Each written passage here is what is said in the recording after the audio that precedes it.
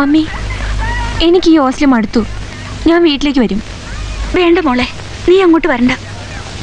നിന്റെ അപ്പൻ വളരെ മാറിപ്പോയി. ഞാൻ തന്നെ ആ വീട്ടിലിപ്പോ ഒരതിയെപ്പറ്റാണ്.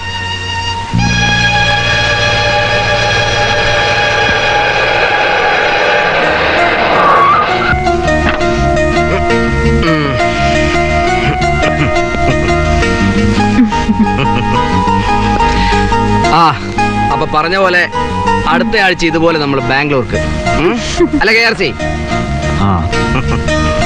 മോള് പോ.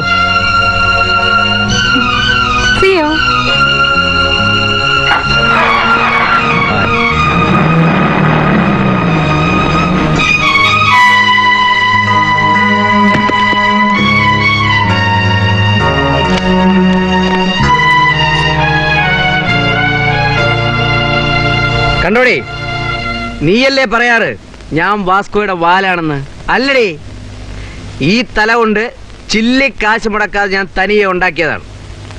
ഇപ്പൊ നിനക്ക് ബോധ്യമായോ ഞാൻ ആരാണെന്ന്?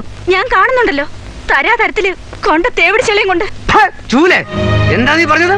ഈ തോന്നിയാസം സഹിച്ചോണ്ട് എനിക്കിനി ഇവിടെ ജീവിക്കാൻ ഒക്കില്ല. പിന്നെ ഉണക്കക്കമ്പ് പോലിരിക്കുന്ന നിനക്ക് വേണ്ടി ഞാനൊരു പുണ്യാളാണോ?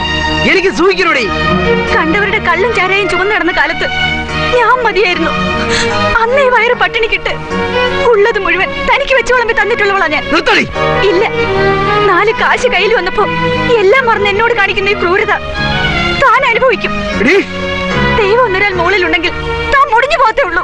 ഞാൻ